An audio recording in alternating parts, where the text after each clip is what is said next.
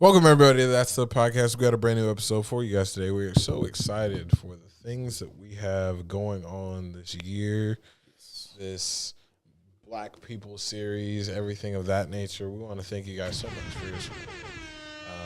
Thank you guys for all of the love, the like, the sharing, the subscriptions, everything of that nature. If you haven't already, make sure you subscribe to the channel. Make sure you like this video. Comment your thoughts on anything that we discussed today, as well as anything we've discussed in this entire series. If you haven't already, make sure you follow us on Instagram, follow us on TikTok, follow us on all the platforms, things of that nature. That way you can connect with us. If you got to challenge us, that's the place to do it. If you got to ask a question, ask a challenging thought or whatever it may be, that is the place to do it. So, yeah, make sure you do that. Yes, sir. Yes, sir. I think that's all the announcements that I have. Other than that, let's jump right into the episode. How about we go ahead and introduce our guest? Go ahead and introduce yourself. What's who up, you are, what you do, things of that nature. That way That Stuff family can get to know you better. Got you. What's up, everybody? My name is Jalen McMillan. I am a third-year theater major from Columbia, Maryland. I'm out here with my friend Claude. Yes, sir. Met him in class. And, ever since then, I've been in films with him, working on one. Working on one right currently. Actually excited for that. So, this man is a star right here. He's doing big stuff. Yeah. Oh, you're not going to call myself like.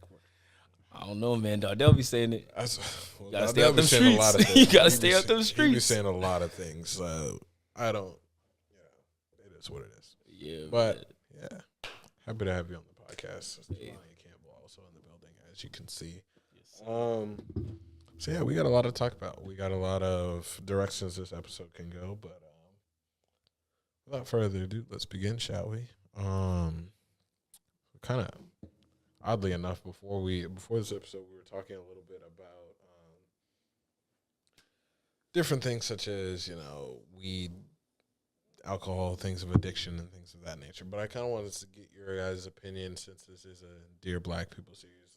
Do you guys believe that, substances like, alcohol and drugs and that nature, do you guys think that they have a negative impact on Black men particularly? I won't go Black women, but I'll talk about Black men, because while we were talking about that, I kind of got the idea in my brain that, oddly enough, like things like weed, things like alcohol, when you think of them off rip, oftentimes you associate those kind of things with the Black community, especially like rappers, music artists, actors, things of that nature. Like you would attribute, those kind of things to that. So is that a negative outlook on, Black men as a whole, or how do we want to? What do we think about that? You want to go first? Yeah. When we do these podcasts, I always feel like I'm like the devil's advocate, like the other hand of it, but 100% negative. I don't think weed, marijuana is good towards Black men, especially because it makes you lazy in the content of just living. And when it comes to the consumer ratio, Black Americans in general, we make up a huge proportion of consumers in America. And with that statement, when we start to get content with our lives and, we're just smoking every day, we're not taking advantage of that ratio. I think we can do a lot more if we are more productive as a community, and weed makes you lazy. That's just my general answer. And I'll dive deeper into my reasoning, but that's my opinion. What's your opinion on that? Yeah, I definitely say that's not true. I would say that, like I would add on to what you said. Weed, man, it changes your mindset, how you act, and the way you move. And the reason I say that is because I've seen it, like, not with just people on campus, off campus and stuff, doing whatever they want to do, but like I've seen it like in the real world out of Hampton, and people sit there and their eyes are just like closed, and like their eyes are like dialed and stuff like that, and it's like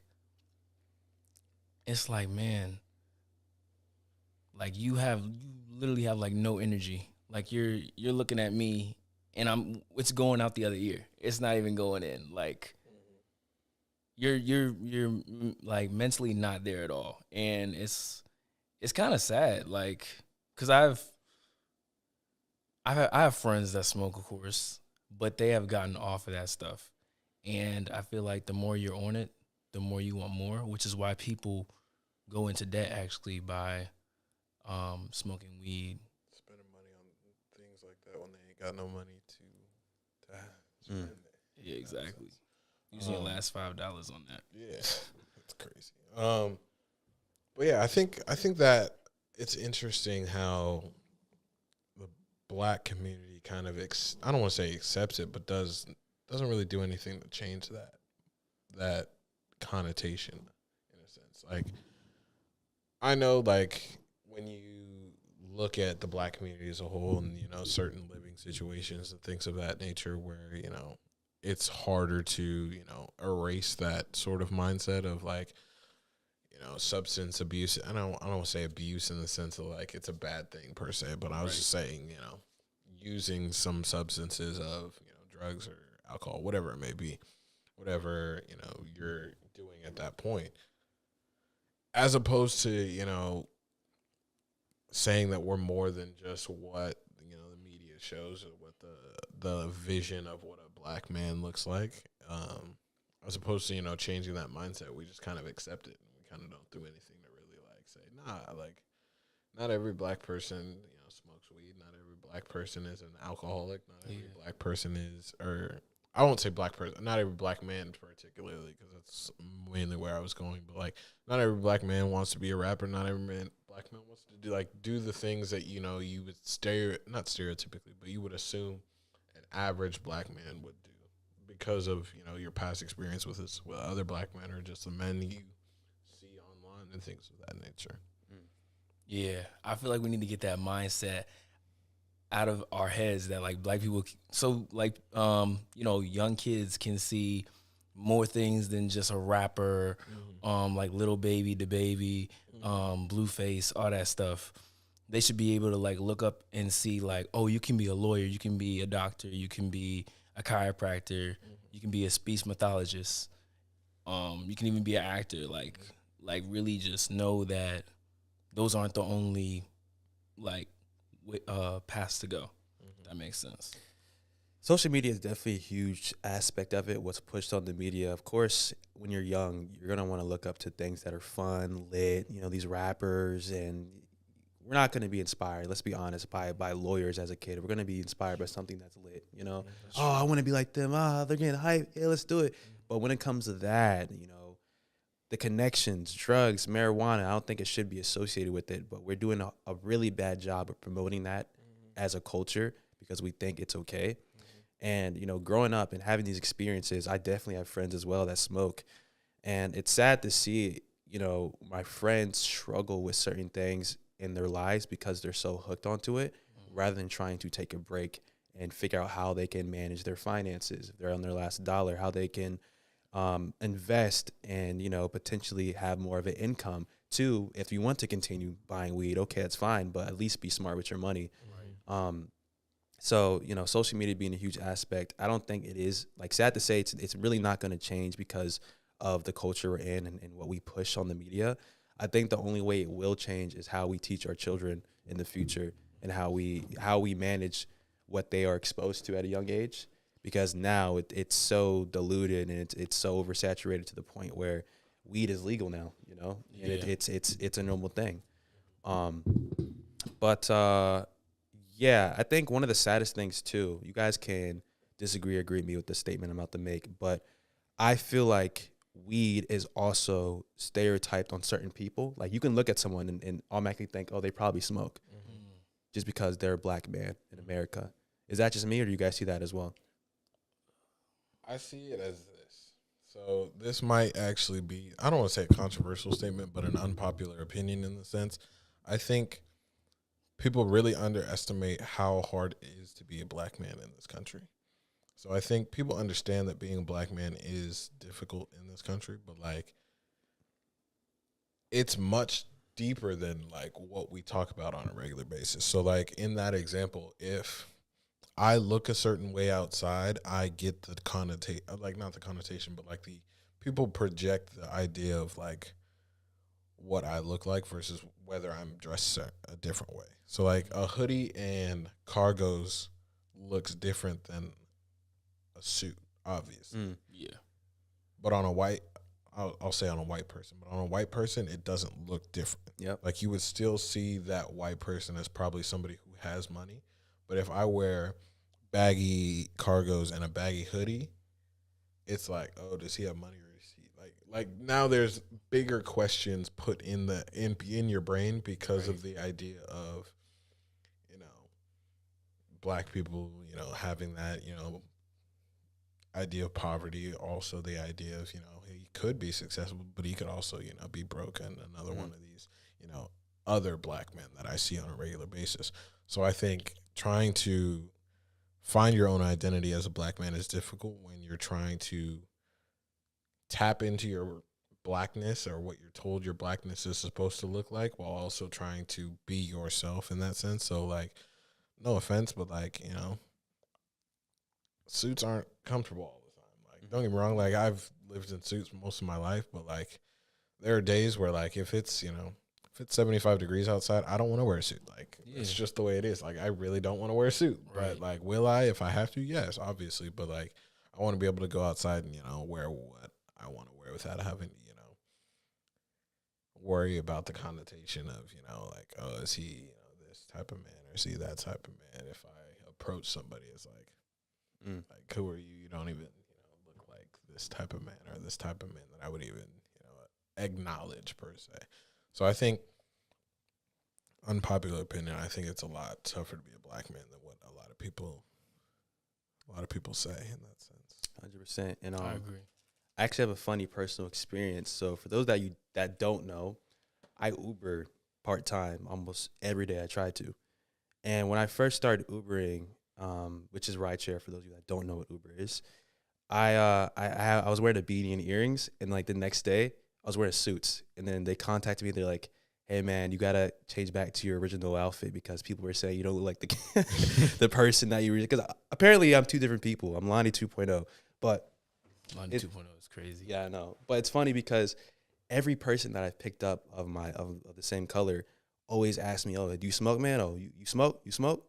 Hey man, you smoke?" And it's like no white person I've ever picked up has ever asked me that type of question, because I think black people in our community, we kind of correlate our looks with certain traits often instead of actually analyzing who that person is. And it's funny because I have my business cards in the front of my seat. So you're asking me what I do. I hand them my business card and it gets quiet. Like you thought I was someone who just smokes and drives around? Like no. But it's because I'm wearing earrings. I got the beanie on. I have the LED lights. I'm the cool guy. You know, I'm blasting like Young Thug. They think, oh, he's probably like a dropout. He's probably like someone who smokes. Man. Like no, I'm wearing suits almost every day. You know. Yeah. So looks definitely have to. It correlates with how people perceive you. You know, they say never judge a book by its cover, but it's so easy because we put two to two together. You know, we grow up looking at rappers who dress the same way, and it's easier to correlate those images with certain traits that people have. Yeah, I definitely agree. Yeah, man. I'm trying to figure out how I can connect that. Like, honestly, it's the music that people associate with, like, the type of person you are. So if I listen to, like you said, Young Thug, or if I listen to 21 Savage, I'm driving around picking people up, of course they're going to think you smoke because that's what that rapper does. Yeah. They need to know how to be able to separate that type of stuff, because not everybody thinks that way. You could have a guy that like is the owner of a huge company, playing that music, driving around and stuff. You know, you see him drive around, and somebody might say, "Oh, he smokes because of the music." Really, he's making like millions of dollars like every month. So it's real. It's that type of stuff. Like they judging books like before it's covered, and it's not fair. I feel like that's not fair at all. And I think I'd noticed that definitely happens more often than not with. This is gonna sound bad, but I'd say this happens a lot with black women in general. I'm not gonna, bash black women here because we don't want to do that. That's not what I'm doing at all. Like, wait, in what sense? Were you referring to? In the sense of like, I've personally, like, I'm not saying like other races don't do it, but I've personally seen a lot of, I don't want to say, like, I guess the word I'm looking for is like belittlement in a sense, like the idea that black men aren't as more complex than what they are in a sense. Oh, okay. So like when I talk with black women in a sense, not necessarily just relationally, just like friendship wise as well, it's the idea that I don't want to say all the black men are the same, but like the majority of black men act this way. But you don't like talk to majority of the black men in the world. You just talk to a specific type of black men in the world, and that's where you're getting your connotation from. And I feel like personally speaking, like honestly, I think black men in a sense have so much trouble because of the fact that they're getting all their information from other people as opposed to black men and themselves. Like there's rarely black men talking to other black men about how to be black men in that sense. So I think because we're absorbing not content, but like because we're absorbing information from black women, because we're absorbing information from white men, all these other different resources, we don't have our own sort of black male model to like really look at and look forward to. And that could be a number of different reasons for that, but like personally I think it's partly to do with the way we raise black men, because I think black men need to be raised differently than any other type of person in general. Because I didn't say this in the other episode, but I think the black community does a lot of protecting as opposed to preparing, if that makes sense, of their children. So like we like to protect our children from the world as opposed to prepare them for things of that nature. So like telling them about police brutality, telling them about things of that nature as opposed to preparing them for an interaction with a cop. You get into a situation with a cop, deal with it as best you can, don't say anything crazy, and at the end of the day get back home. Like we'll tell them in the sense of cops are this way, so don't piss them off or whatever it may be, but we won't say like this is how you handle a situation as a black man, because people look at you differently when it comes to talking to women, things of that nature. We say we're quick to uplift black women, but we're not quick to uplift black men in the sense of like black men are this, black men are that, black men are not just your average dude that you come across. Like black men are most more complex than what you see from a different type of man. So I think that's partly where that contradiction comes from, and why black men are the way that they are too, as well. Yeah, I definitely agree with that. I mean, like, there's definitely like no representation of like the black man. Like, what is that supposed to be? Like, were you really, the way that I was raised was that as a black man, when you turn 16, the biggest thing that I learned, or like the first thing that I learned, was getting pulled over while black and how to handle that. And I was like, well, why do I have to do this? Why don't other races go through this kind of thing? Yeah. And I don't know why to this day, I don't understand why we are such, like the biggest threat to cops, or just like to other races. And like, it goes back to like slavery, because if you really think about it, we were owned by white people, and we were able to get free and all that stuff. And throughout the years, it was still hard for us, and then yet we're still struggling.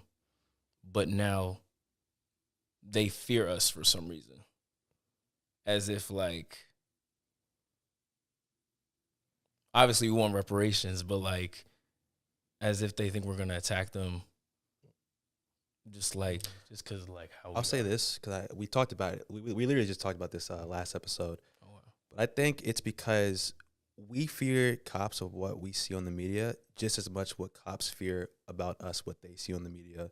So of course, cops are going to be scared if there are a lot of things on the media, negative actions towards the police officers being pushed.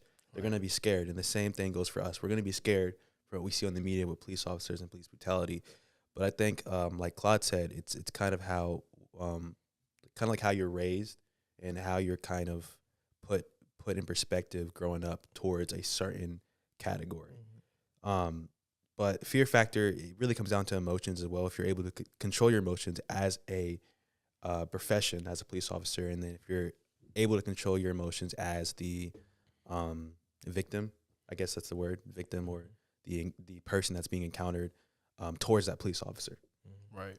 I think the other aspects is like none of this would happen or none of this would be a thing if at the end of the day black men were educated. I don't think that necessarily means school wise, but just educated in general in that sense. Like a well-educated black man is very different than a non-educated black man. You definitely know the difference between the two. Like, Yeah. When it comes to things that like we see in the media, if you see movies, if you see, TV shows, all of those kind of things, how many times can you, or how many characters can you point to that are well-educated black men versus how many characters can you point to that are, whatever kind of shady character, whatever kind of deadbeat, whatever kind of, misunderstood, anger issue kind of black man or whatever like that, in jail, in, trouble with the law, whatever it may be. How many times can you attribute those kind of characters versus a well-educated black man? Right. And I understand, that kind of black man sells more than this kind of black man, but in the other aspects, it's like, we don't talk enough about like educated black men in the sense of how do we get black men more educated? And I'm again not saying just school, because I don't think going to college makes you educated. I think going to college teaches you where your place will be or what type of education you will be able to manage in the future, if that makes sense. So like, going to college doesn't necessarily tell you how much money do you make, but it also tells you how much money you'll make. So it's like, if you go to college and you just get your degree, you do whatever the teacher says, things of that nature, that tells you that you can follow instructions and you can do this type of degree, or you can do this type of job, or you are given some kind of, job, you complete it, you do whatever you have to do. Right. Now, if you go to college, you do that type of stuff, but you also have your own thing that tells you that you'll probably make more money in other assets, not just whatever your quote unquote job is. So I think college does teach a lot about like what type of money you'll make in the future. But in the sense of a lot of black men don't last in college, nor do they even go to college in the beginning. So I think that's why we don't see a lot of, educated black men in general. So I think once we change that, I think that's what, changes the way, everything works within the black community. Because when you look at the more educated black men in our community as a whole, you see them as family men. They're, able to, make money enough to produce generational wealth and things of that nature. So I think that overall helps the community better, not just black men as a whole, but it also helps black women, and it also helps, black children and things of that nature. Yeah, I agree. 100%. And it kind of goes back to, I'm not sure if you guys wanted to go back to this topic, but the weed situation, man, it's like in order to be that man of value, going to drugs is the route of less resistance. You're going to be comfortable. You're not going to be able to be a provider if you just go down that route. And just in general, the path of less resistance. It's easier, which is why oftentimes you see people just being comfortable doing certain things that won't actually benefit a greater good more for themselves. So, you know, if you think about these powerful men, they've taken a path of more resistance. I think it's very hard for people that don't really understand that to take that path because of what they're influenced by in their environments, what they inspire to.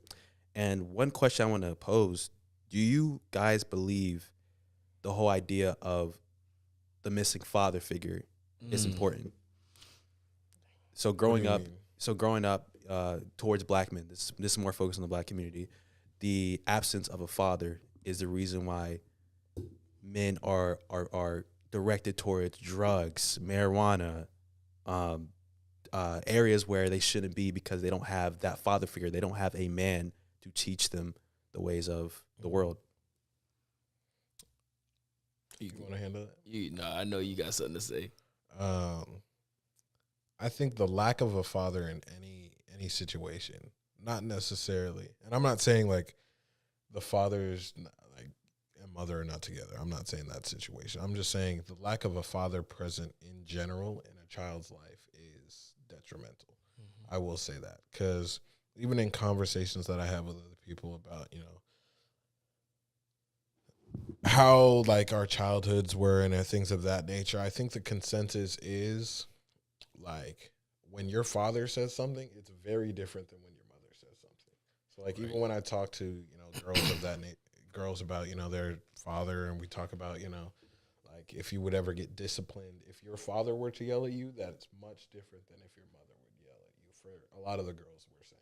Yeah, that's so true. Like they would say that they would take their father yelling at them much more serious than if their mother were to yell at them, specifically within the discipline space.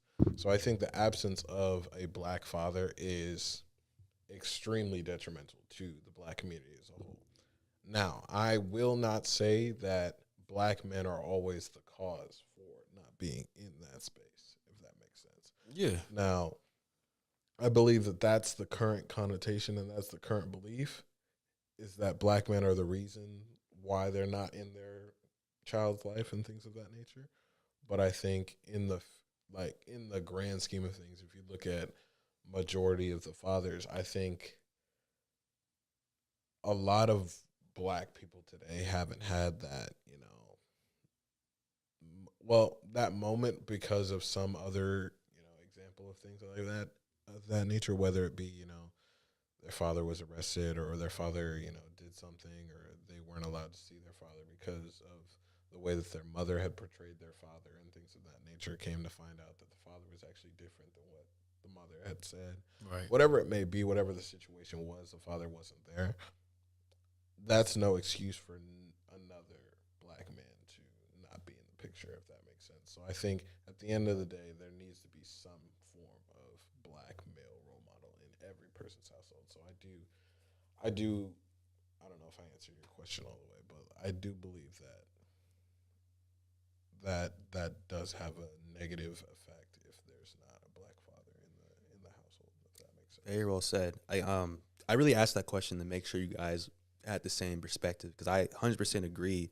And, you know, we're saying that we need to teach our children this and that, but let's be real, there's not many we's anymore, you know? It's more of one person taking control of the situation because the black man is outside of the picture. And who's not to say, you know, let's say there isn't a father figure and the wife or the mother didn't have a father as well. You know, so she doesn't know how to control that situation. Therefore, that child's going to be raised and go down a different path because there's no male provider in the situation to set that path and kind of set an example for that whole generation, you know? Right. Yeah, that's true. So yeah, do you agree, by the way? Yeah, I do agree. I mean, I would say that a father figure or a black man that is in, you know, a young man's life, he basically, it shows him three things. Shows him how to be brave, how to be smart, and how to handle situations. And the reason I say that is because women think differently than men. So if a mom raises raises the boy, and she tells the boy to do a certain thing, and that's not how a man's supposed to do it, he's gonna think that for the rest of his life. And depending on like who he meets and stuff like that, he could get like bullied or led the wrong way into a dangerous situation. Because the way that men teach young boys how to do certain things, a woman cannot do. And my dad wasn't. My dad was not there for a few. Well, he was there, but let me say this the right way. My dad was there, of course, but he would go off to work, and I wouldn't see him for like a week or so. A lot of how I was raised, from I say six to nine. That was really like my mom, and it was like when puberty hit, I didn't have like the talk with my dad or anything. I learned everything by myself with that, and when like stuff would happen, I'd be like, yo, mom, what's going on? Like I would have to show her the book and stuff, trying to figure stuff out. And nothing like everything like facial stuff or stuff on the chest and stuff like that. But it was just like she couldn't really help me. Like she said that she was like, you don't have to ask your dad. And I was like, okay, he's always working. How is that gonna work? And yeah, for that time in my life, he wasn't that like he was there, but he wasn't there. I get what you're saying. Yeah. Yeah. Mm-hmm. And I think for those kind of examples, like to have somebody there and have somebody, teach you those kind of things, like you said, those are things that women can't necessarily teach men. Mm-hmm. And that's not a bad thing, because there's things men cannot teach women about women. Like, obviously, like if I were to have, a daughter right now and, teaching her how to be a black woman, like, I don't think I could do that. Not because like I'm unintelligent or I'm, ignorant in that area. Well, I guess you could say I would be ignorant in that area, but in a sense, like it's not something I could, give experiences or give, help on or advice for that situation. And I think as opposed to, just giving up, I think if you are in a case like as a woman, directing this towards women, as a woman, if you are in a case where, your partner in the sense, the black man is not, doing his part, it's your job to find somebody else to do that job. 100%. And it might not be romantically, it might not be, this big grand thing. It might just be, one of your, friends that you trust. But like somebody has to be that other person in that man's life, or else that's where you start to, lead into dangerous situations. Because truthfully, I'm not going to say it's impossible, but I will say it's very hard for a woman to control a teenage boy, because teenage boys are difficult. Man. When I think of, I don't want to say how I was as a teenager, but like I just think of, how me and my friends were as teenagers, like some of the most difficult human beings on this planet. Like I could see how that's, difficult to manage. And I think the male role model in that space is the only reason that, that sort of rebellious, pent up energy, anger, aggression, all those emotions kind of get tamed and suppressed in a sense. Because, if you ever watch Beyond Scared Straight? Yeah, yes. Like you see those guys, and those guys get in there and then they meet like a real dude who's about that. Yeah. And then they're like, yo, like let me straighten up. Let me straighten up. Like, because that's another, like, that's a perfect example, I think, because when you're a teenage boy, in the sense, like, until you get checked, you feel like you're the king of the world. Like, let's not get it twisted. Like 15-year-old Claude, 15-year-old Jalen, 15-year-old Jelani thought, we were the king of the world walking into whatever situation it was. Yeah. That first time, like every man has that first time that they got checked and they were like, oh, like this is Man. the world. Like this is a lot different. Not every man's gonna tell you about that time, but if you're out there and you're sitting next to your man, ask him about that time. The first time he got checked, and that'll be the most vulnerable moment he will ever express to you in that sense. So I think, yeah, the idea of a older black male figure in that sense is what's going to give you that first good check. Yeah. In order to make sure that you're an upstanding member of society at the end of the day. Yeah, and add on to it, like a young teenage boy, like you were saying, can definitely just like run over the mom and be like, "Oh, I'm not gonna listen to you." And the reason I know about it is because I know somebody that their dad, like, obviously wasn't there. He was there, but he went to prison. So when he went to prison, he lashed out and was like, "No, I'm not doing this.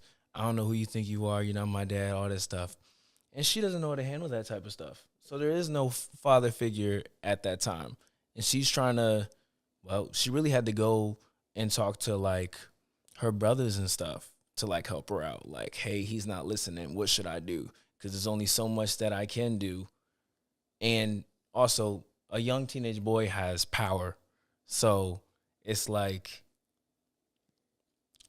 I wouldn't say like they're uncontrollable, but they don't even know how to control themselves in a way. So that it's like that.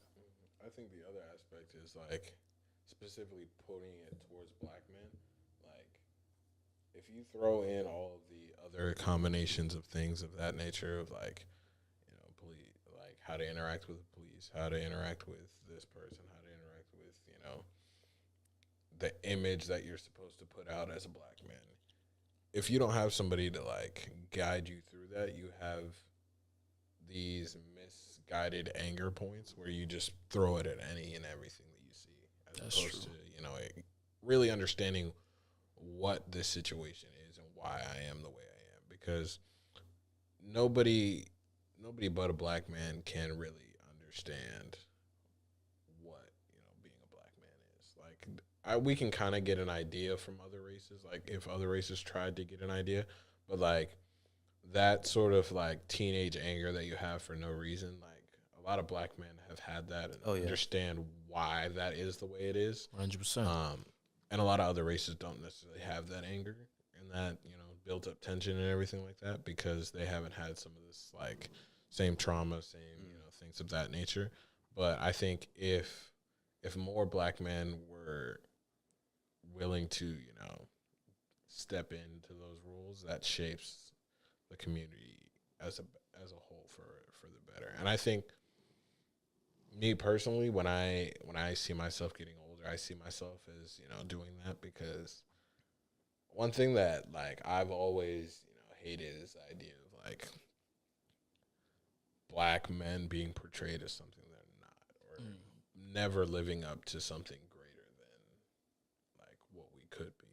And I think that's something that we can get away from a lot of the time. It's like we get so caught up in how black people were in America that we forget how we were in Africa as black men in Africa. Like some of the wealthiest people to ever walk the planet, black men. Like let's not get it twisted in the sense of like we don't know like who we are, where we come from, or things of that nature. Like I think once we start doing a better job of educating black men and understanding that we're not just your average Joe. Like we're a lot better than, that's gonna sound bad, but we're a lot better than other people. Yeah, I think that's where the anger kind of roots from, especially at a young age. Going through that phase, because if you're not surrounded by the same people of your color, of course you're gonna feel like they don't understand where you're coming from, and there's a lot of self-projection. They don't see what's behind the curtains, and you don't know what I'm capable of, and then they get mad. They leash out with their emotions.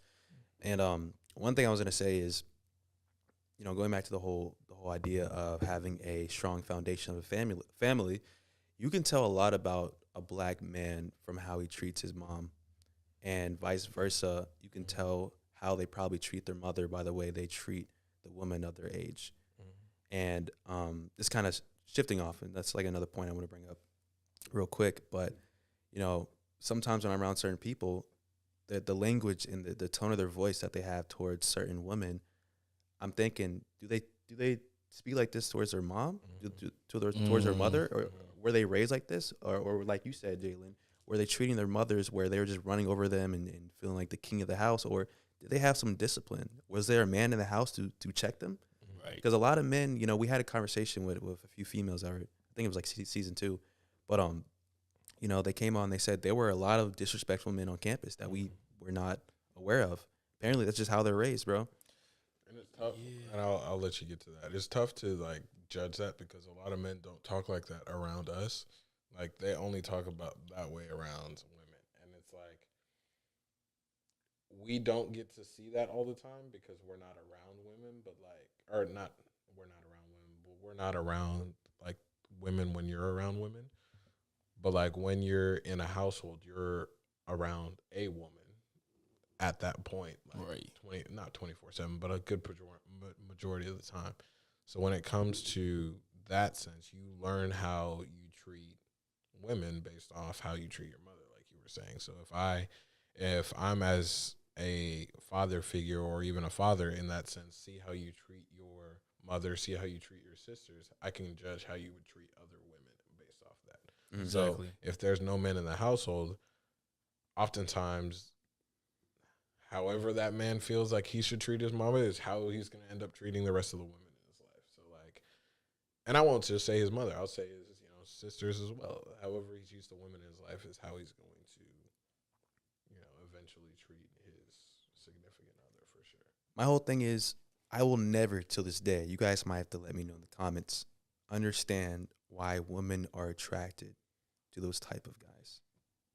I will never understand it because if you think about it, it's not just a woman of her age. If you think about the mother, right? The father leaves, but she was initially attracted to that behavior before in some situation where the father slipped up and he was showing these type of traits early on, these red flags, like they call it, but she was attracted to it. She found it very sexy. She stayed with the guy until it became an issue for a greater good, like the child, the kid. And then I'll just never understand why women are attracted to that type of man instead of the man that is more focused on building a foundation for himself and his family. Man, I could talk about that. Lonnie 2.0, do-rag, earrings, blasting Young Thug is much more attractive than Lonnie with a suit, bro. I'm gonna put that out there, right?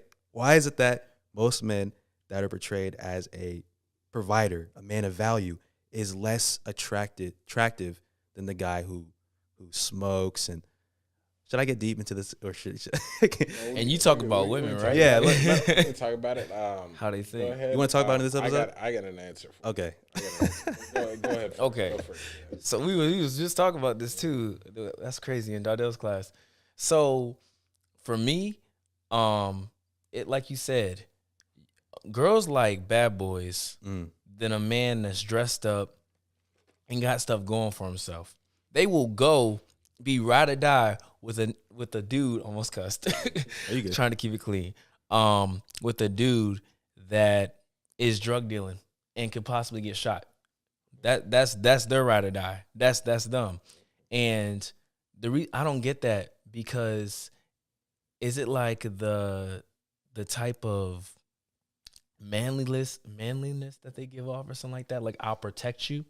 Because women, don't quote me on this, but like in my eyes, women love to see a sense of security that you got them. When you ride with the strap and ain't nobody gonna message you and I got you, you got me, is that type of stuff. Like let's for example, Lil Durk and India.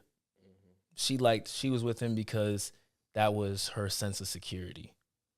So basically, a man, I'm gonna say it, a man that's not bitch made, right? That's what people say. Yeah. Okay.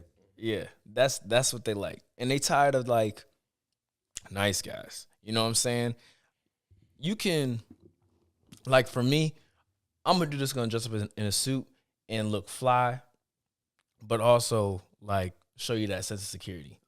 So, like, it's not like Mr. Nice Guy where you can run all over me and stuff like that. Because girls be trying to run all over you, and you got to show them that you're assertive, and it ain't like that.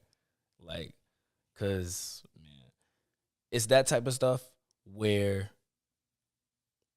nice guys finish last. You don't say anything, it's like, oh, he's letting me do all this. What else can I do? What else? What other lines can I cross in order for, you know, me to get what I want? You know what I'm saying? And I don't know. I really don't understand why they think like that. I don't understand why they'll pick somebody. They'll pick. Let's be real for a second, because I love to play devil's advocate. For men, we kind of do the same thing towards women, though, in a sense of going towards the Barbie girl, the girl who looks the best physical wise, rather than the smartest girl in the class. I mean, you know, when it comes to looks and personality, let's not BS it. We don't just go straight for personality first. It's what we look at and what we find attractive, and then that usually comes last. But, you know, we could say the same thing for men as well. And I think in general, it's because of experiencing things that are more interesting. I think Claude mentioned this before in one episode, but, you know, it's going to come to a point in a relationship where things just get boring. Like, you can... We talked about in the toxic episode. People love toxic sometimes stuff. You just need a little toxic. Toxic is crazy. Y'all just want to like argue every You don't single want day. a good morning, beautiful. How are you at 24/7? You want Nobody wants that. So I ain't gonna lie. Yeah, know what I'm nobody saying? You want something nobody does interesting. want all that. But I mean, like, so the way I look at it is this: like, if you look at a man who is in a suit, who has his stuff together, who has a business, who has a platform, whatever he has, you know what you're gonna get. You know what you're gonna get. You know you're probably gonna get a halfway decent guy. He's gonna take you out on dates. He's gonna do that kind of stuff. He's gonna treat you with respect, things of that nature. You know that. Like, we get that. Like, we know what type of guy you are. We understand that. With a guy who is a little more toxic, a little more, rough around the edges, things of that nature, you don't know what you're gonna get. And I think that's what, truthfully, a lot of women don't look for necessarily, but gravitate towards over the thing that they already know what they're going to get. Like, if I know that you're going to do, everything that I really want, but I don't really want, like, if that makes sense, like, I don't want that. Like, nobody actually wants, as a guy, you wouldn't actually want a girl that, like, dresses nice, has a great personality, has nothing wrong with her, anything like that. Because now I'm irritated. Because now, like, why are you like everything I'm asking for? Like, can't you just do something that I don't like or whatever it may be? Let's have an argument. Let's our first fight. Arguments is crazy, scream man. Let's Especially scream in at each other Hampton. for one day. Like, no, I'm just kidding. All right. But in that sense, like, everybody wants something that's going to be a little bit more interesting, like you were saying. And I think that's very problematic in the sense, like, we can't just have a normal relationship. But, like, what I've noticed from a lot of people is, like, a lot of people, like, want that sort of weird, crazy relationship just so that they can talk about the fact that they have some sort of relationship drama, relationship issues, things of that nature, things of that. Because, like, why else would we brag about our horrible relationships? Like, yeah, that's like fact. that's Yeah. something that we do so easily. Like, not just as black people, but like just as a society as a whole. Like, we love to talk about how we had a toxic ex. We had this girl who wasn't doing this or who did me dirt. Like, we don't ever talk about, like, you know what? Like, this was actually a really good person. That's crazy. Let's be This real. was Yeah, actually like the best relationship talks that about I it. ever had in my life. Like, this girl woke up and made me pancakes on this rant. Like, nobody No one talks cares, about bro. that, bro. Oh, yeah. Like, Let's be real. Nobody wants to have a discussion about how your girl, like, surprised you with a vacation. Like, no, like I want to hear about like you went in the kitchen and your girl threw a plate at your head. That's like, crazy. Like that I would like have to think walk about out. that. I don't know about that. Like think about like if you had a guy or if you're sitting at a table with a group of guys, one guy, he's sitting there, he's like, we had a beautiful picnic. We had a great picnic. We painted had some wine, had some charcuterie board. What? All right, bro. Like flashbacks. All right, bro. Like, and then you have vice versa. Dude comes sit at the table.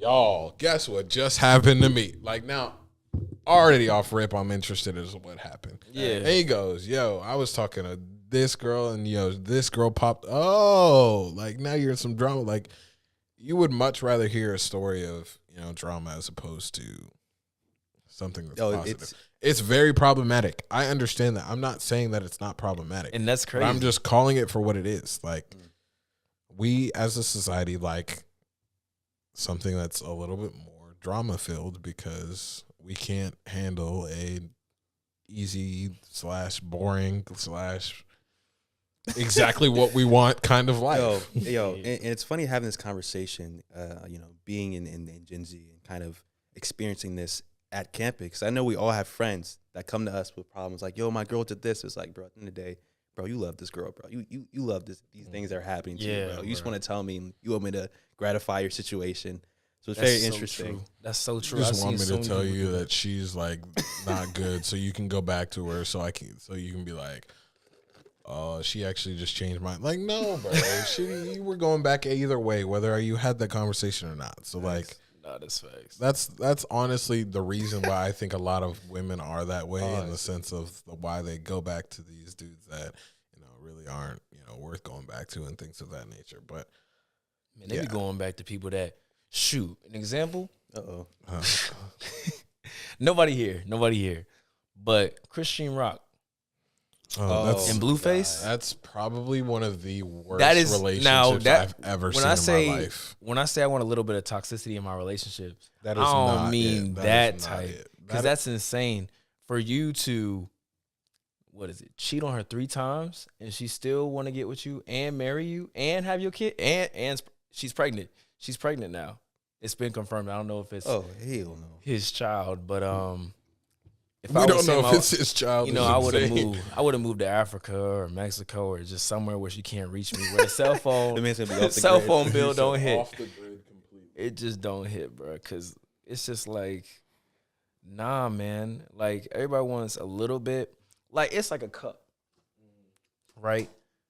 You pour a little bit of toxicity in there, and it's just right. But you pour all the toxicity in there, not a whole cup messed up. Yeah, and it's like. What's the point? What's the point in having all that toxicity when there's no fun in the relationship, where there's no happiness? Mm-hmm. Like you can, like I want to be happy 24/7. Like I am happy 24/7. Like I'm in a relationship. I've been in a relationship for a year, and I'll say like like every couple have arguments here and there, but at the end of the day, you make up because you love each other. Mm-hmm. And it's never been to the point where, on some real toxic shit. Like, with the girls at Hampton, I have heard some crazy stories. Well, I am going to defend them for the women that are watching this. I'm going to defend. No. With some of the girls, I'll say that with some of the girls. Hear me out. There is a thing where if a guy is way too nice, he is a problem. Like we don't know if he's actually a normal dude if you're way too nice, right? You could be like a serial killer. Here's what I will say also. Here's what I will say also is a lot of guys are getting better at fooling women. I will say that. Like guys are getting much better at, these little one-liners, these little comeback remarks to make you seem like you're not this way, but you are this way, to make it seem like you're more entertaining. Guys are getting better at that. So there are times where you ever have those friends who you help talk to guys about, or vice versa, guys who you help talk to girls? You said friends who you help guys talk to friends girls? that are girls that you help talk to. Oh, yeah. You ever? I had been helping one of my friends out, and she had showed me this message, and I was like, was kind of clever. Like I would use that. Like man, like he's getting at like these guys are stepping it up, whatever it may be. Like that was some kind of like play it type talk. Like I respected that. Like I got more respect for that guy after he said that. I was like, oh, we're getting bold now. Like, okay, Bold is crazy. Okay, bold is crazy. So like, guys are getting better at fooling women in that sense. So I will say that, but I will also say that like, if you get in a situation to where like you're about to start looking to get into a relationship and you're about to give somebody the opportunity to have control over your heart and things of that nature. Let's be a little bit better discerning that. Like I feel like we're so quick to like just, blindly jump in the pool on the deep end and see what happens as opposed to, just like let's like dip a toe in before we see that it's freezing cold water. Like let's not just like jump into a pool in the middle of winter just because we're at a pool. Like let's ease into things a little bit better, because one thing I am tired of is dealing with the aftermath of those situations, because this is annoying for sure. Those are some. I ain't gonna lie, bro. We need to have an uncut episode sometime about this topic, because I want to get into some personal funny stories, bro. There are some funny stories. There's definitely some stories. You definitely do an uncut episode next time. I'm down for that. Oh yeah, but I know we're you're about now. We're nearing our hour. Yeah. The last thing I wanted to talk about kind of is like, since we've been talking kind of about black men as a whole, like what are some things that you think are particular to black men when it comes to dating, like in the behavioral sense? Like what are some things that black men do that are different from other men that women should look for? Negative or positive? Positive. Oh, positive? Because I want to end I on was a thinking positive. all negative for I a don't want second. to. I think this whole episode was negative. I don't want to focus on the negative aspects. I'm looking. So like, say for example, there's a girl out there watching this episode, and she wants to know what a positive black man looks like. She's tired of all the toxic drama stuff. Like she wants to look for a genuine black man to build a relationship with, so that she doesn't have to do all this run around to find a good role model for her future and things of that nature. Okay. So for the women that are watching this, trying to find that man, find someone that has their core beliefs set, and find someone that is also on the path of becoming a better version of themselves, not necessarily for you, but for themselves, so that they can become a provider in the relationship. Because one thing I notice, men who are not together with themselves often struggle in the relationship, because they have insecurities with finances and they're not able to provide to a certain extent for your pleasure, which they want to do, but they can't in their certain situations because they haven't been as focused. So if you find a man that has core values and beliefs, 9 times out of 10, they have something going for themselves, because they already have that mindset programmed into their system. So core beliefs is something that's very important. Find someone who also values their mother.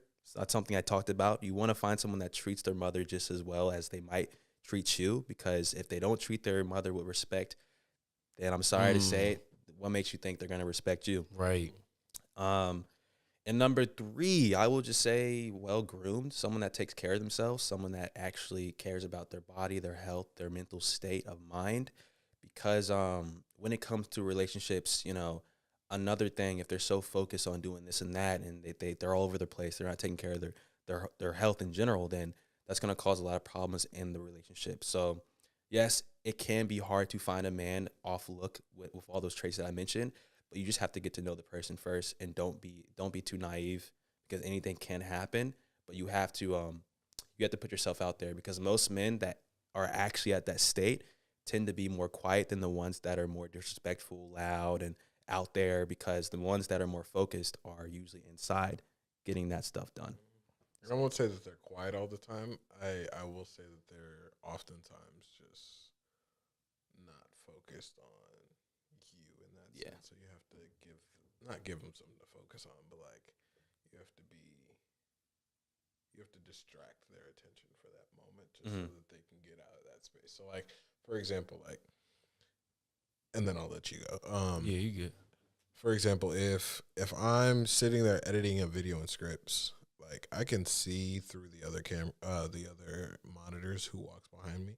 But like, if a girl wanted to get my attention, like you'd have to come into the room to, like, for me to like take myself. Oh, I know that hurt. Take myself out of that space. Dang. Take myself out of this editing mindset, and then I can take it from there. I'm not saying do that. Please do not pull up on me. Like, I mean, they might as well. I mean, now they know your your secret place. Don't pull up. Right back. It's gonna be at Scripts. Let's find it.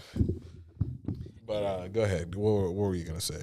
Man, I would say if you're trying to find a black man, black king. I'm sorry, black king.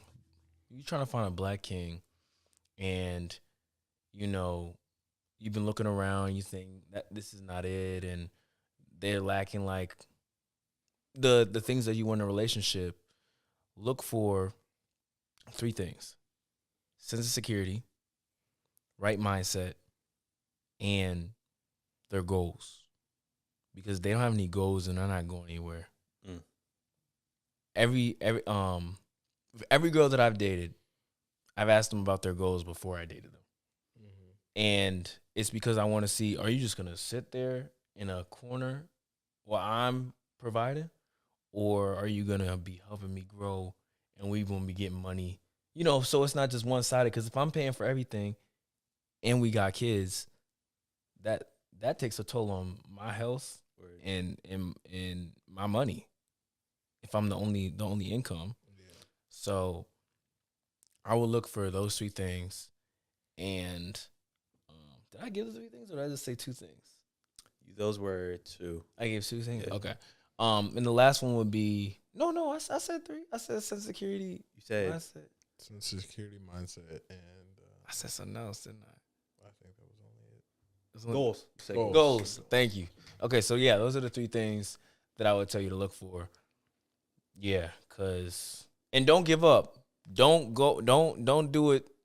Some of these ain't nothing wrong with it, but some of these black women, they can't find what they want in a black man, so they decide to go to a white man.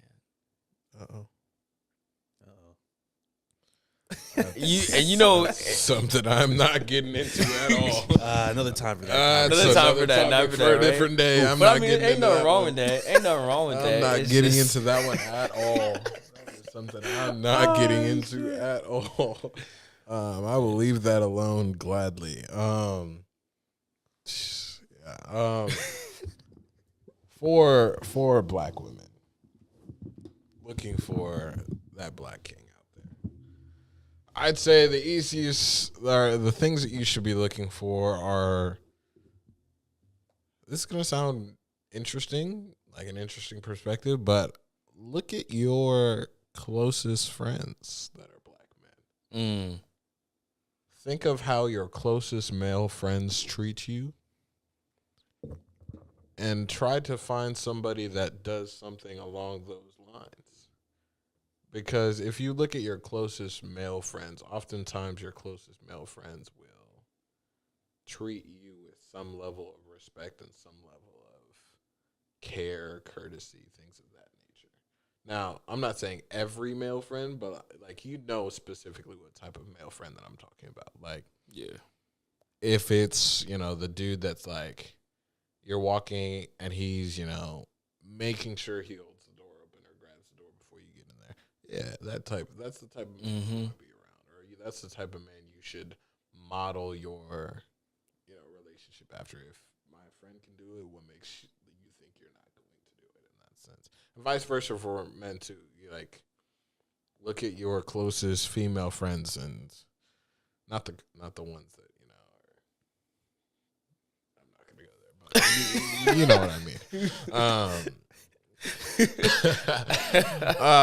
But yeah, look look at some of your closest male friends. And I'm talking about the ones that like you like ride or die will call your brother like openly, and they will call you their sister openly. Like talk about those like ride or die type of people. And find somebody that replicates some of that. So like, for example, if your male friend adamantly tries to make sure that you're good in a situation, a party, whatever it may be, yeah, you want that type of man around you for the rest of your life. If he's not doing that type of stuff, or he's not doing that type of stuff, then you don't need that in your life. You're just gonna end up with some kind of drama, and you're gonna end up acting out of character, throwing a plate at his head, something like that. You don't want to be labeled as the girl who does that. You definitely don't want to do that. So No, not at all. in that sense, yeah. Unpopular opinion for a new episode. I feel like dating your girl best friend, dating your guy best friend is actually a move. I hate It that. is a move. I feel like it's dating him. It's low key a move. Like It's a move. it's a Yeah. move. Like, This is why guys that are in relationships can't have girl best friends. We literally covered that. we covered that, but Y'all like talked about this. We talked about it, and they ganged up on me. I was on the side of there's no such thing as a guy girl best friend. Like if you're with someone for that long, eventually one person is gonna find someone else attractive to the point where they want to get into a relationship. I'm not saying like every guy best friend, girl best friend is like that, but I am saying that like if you as a guy best friend and you as a girl best friend are both single and you're both just chilling, yeah, it's a move. Like it's a move. Now, Yeah, if they're in relationships, then that's not what I'm saying. Okay. Oh, like, do not be a homewrecker. Like, Nah, stop. homewrecker is Like, crazy. Like, stop. Like, Yeah, that's different. That's stay in your different. own lane. Homewrecker But is like, crazy. if we're talking like, you two have been friends for years, like know everything about each other, like, don't you want to marry your quote unquote best friend? Like, It only makes sense to why me. not actually marry your quote unquote best friend? But that's a topic for a different day. Yeah, I guess Topic- it depends. That It can depends on go like, in a number of different ways. yeah, that depends on like Situation. how long you known the person, if you find them attractive, because your best friend could be ugly. Tough. Wow. You never know. Wow. You know what I'm saying? That's Like, tough. yeah, right. Like your best friend could be ugly. I think I heard you could some- not find your best. Follow me on Instagram at Jalen.McMillan. I don't know if you're gonna put it out there or anything like It's that. gonna pop up there. It's gonna pop up. All right, cool. Yeah. So follow me there. I'm a aspiring actor. So I am, trying to become the next Denzel, Will Smith Okay. Yes, sir. kind of guy. I'm at Yes, sir. Yes, sir. like I got a film coming out for the film festival with my Professor Walker, Claude, and my boy Cam. So I'm excited for that. It's a sensitive subject, but it touches on necessary things in a black college and really just a college in general. So yeah. We will be sure to shout that out when it drops. Yes. Yeah, for thank sure. you. So yes, make sure you tap in with all those platforms and things of that nature. Make sure you tap in with That's the Podcast, Cloud Robbins Jr. and Jelani Yup. Campbell on Instagram.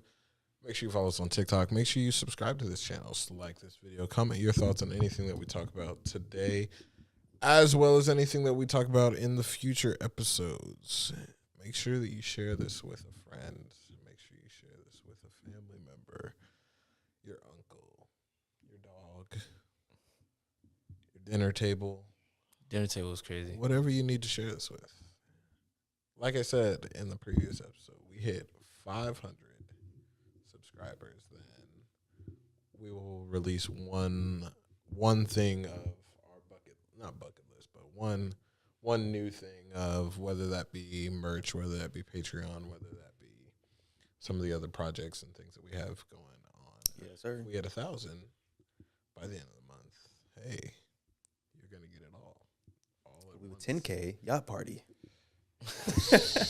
I remember that yacht party. You know what's crazy? That We yacht did. party is gonna definitely still happen. No, last year we did say we hit 100K. We're doing a yacht, and I'm too afraid to clip it up and put it on Instagram because like we're at 100K right now in terms of views because we didn't specify if it was subscribers or views. So people are gonna be like, "Yo, where's the yacht party, bro?" I don't think anybody thought 100 views. Okay. 100K views, but 100K subscribers, we will throw a yacht party for sure. And it's not gonna be a baby yacht. Like it's gonna be like a Huge massive yacht. yacht. Yeah. We do a big That sounds That's fun. Tough podcast. Yeah, it's definitely Everyone that's been on the show will be invited for free. For free is crazy. Well, we'll see. certain people.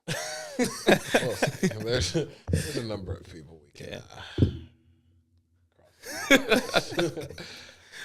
Cross on the list is crazy. But yes, we have to introduce you to the outro. Here on That's Tough podcast, to end every episode, I say if there's nothing else to say, nothing else to do. Then we all say that's tough. Tough. I like that. Let's get it. Yes, sir. I like that. If actually, I'll tell you about it after. Never mind. If there's nothing else to say, nothing else to do, that's That's tough. tough. Yes, sir.